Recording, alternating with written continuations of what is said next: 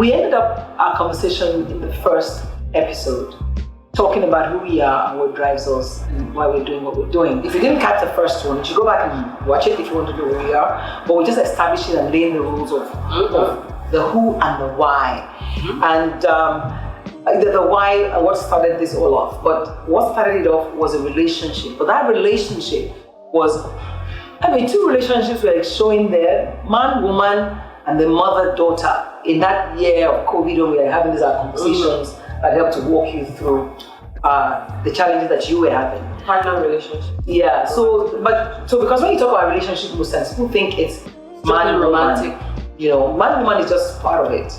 Well, man, woman, romantic, or man, woman. I mean, these days, I don't even understand. As in, is it only man, woman? It's a romantic relationship. Whatever romantic relationship there is, so there's not just strictly man woman. So there's a romantic relationship that are not man woman. That's what bothers me in generation today. I don't understand it. So I would need to understand that, because I mean, I don't know. There's some things that you don't understand that exist, right? But one thing that's sure is that what is the truth remains the truth. So we're talking about relationships.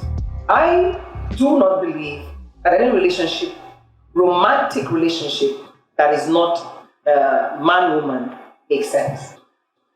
Yeah. Based on your own experiences? Yes, because if our relationships are just woman-woman, romantic relationships, what are the essence of romantic relationships? A romantic relationship to me is one where you feel whole with that person as you feel whole with yourself. You feel care for that person as you feel care for yourself. And you enjoy the company of that person regardless of, it doesn't even necessarily have to be sexual. It's not defined by sexuality, but it's just having a person that you care about, a person that you trust, a person that's your confidant. Yeah, but I mean, that's not what romance is. Yeah, what's romance? Romance is something. There are different levels of romance. Romance is. It's a full definition, but keep going. It's got to do with a relationship that has sexual connotations. Okay. That's what it is. Okay. And I think definitions sometimes are necessary for people to understand what it is that they're doing. Okay. So if you know... there we go. I love this definition.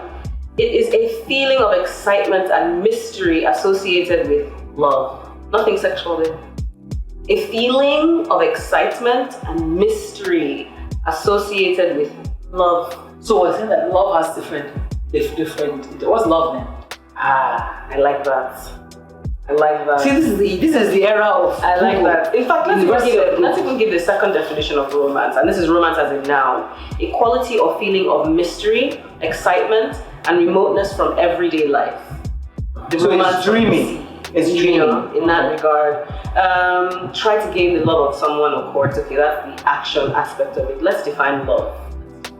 Because love is my baseline. Oh, really? For this conversation? Love is my baseline in life. Yeah, absolutely. That's what, I mean, for me as a Christian, that's the basis of everything. Because all that Christ did was saying, you love God, you love man. So everything is love. But it's knowing what we mean by love that is the challenge. Love is an intense feeling of deep affection or a great interest and pleasure in something. A feeling of deep affection. Something that you like or enjoy very much. That's the action part. So when you say, that's the action. So love is action. Exactly. Love is action. It's not like I love you and I'm not doing anything. But it's also a feeling of deep affection. Not just the action. You can act on love, but it's a feeling of. So how does the feeling come about? Because that's where I think most of the young people make a mistake. Because it's just the feeling. But it's what brings that feeling. So you're expecting to see the feeling and then you feel, I don't feel it, right? What brings the feeling? It's a feeling of comfort. It's a feeling that makes you feel warm inside. Trust.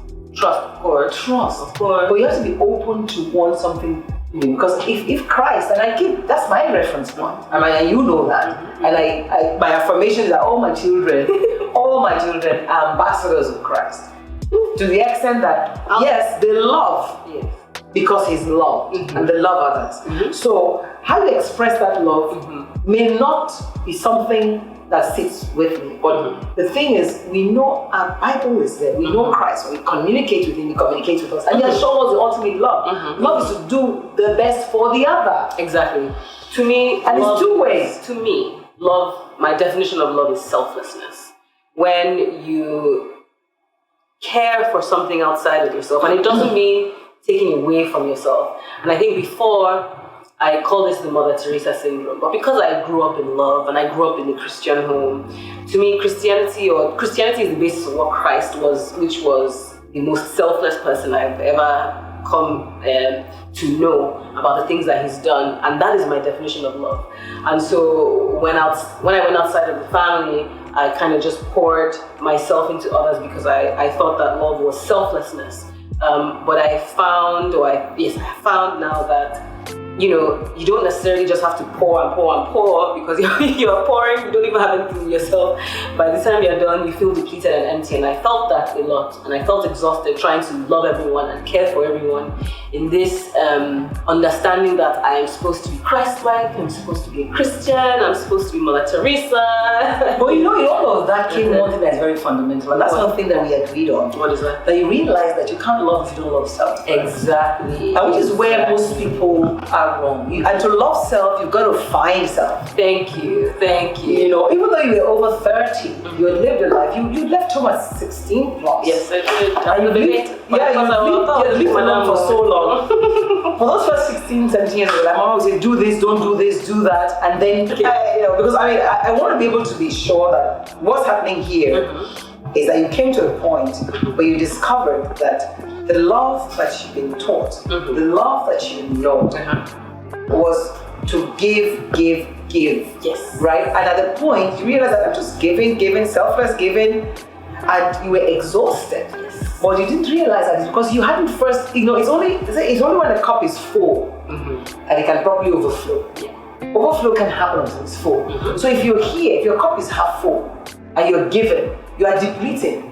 Do you get it? Yes, because you're reducing. Yeah. So the person is to first feel and constantly feel so that you flow onto others. So you've got to know yourself. So I would say, in the process of that, you were able to now say, hey, is it that I'm selfish?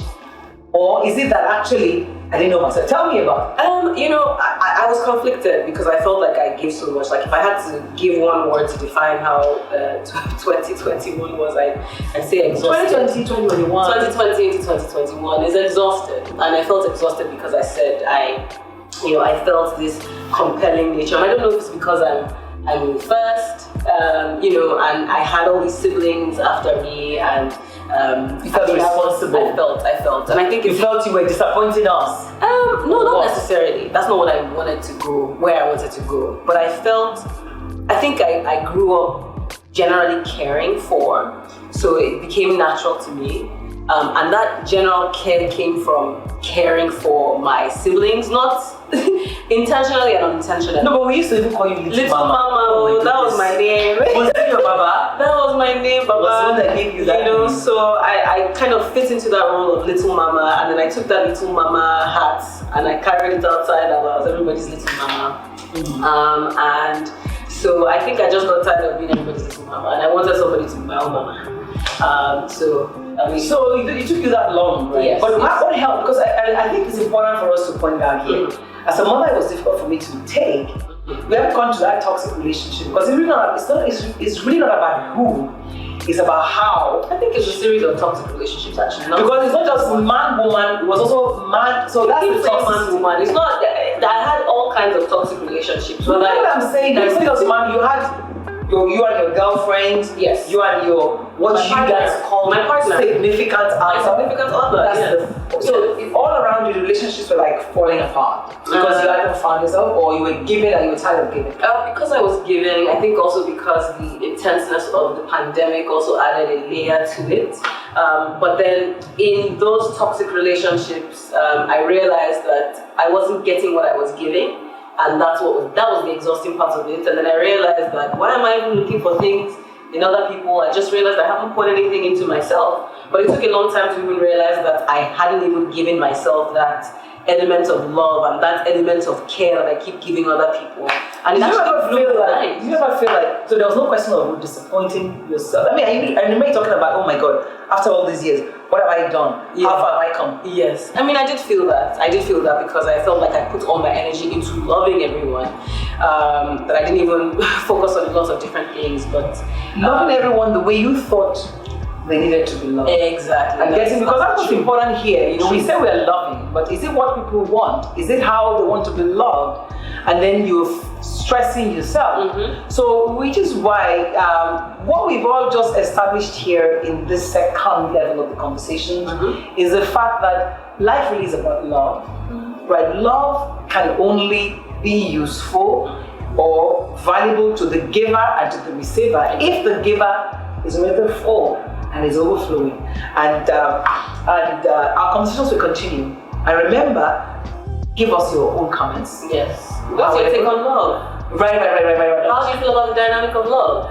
Yeah. Is it only man, woman? No, we're not. We want to hear them. We want to hear what they're saying. For us, we have said it's relationships between other people, right? Between a man and a woman, a man and his friend, a girl and her friend. But hey, it could also be a man and a man, a woman and a woman. No. It matters. I mean, not but we're gonna get back on that in the next edition. All right, catch you guys later.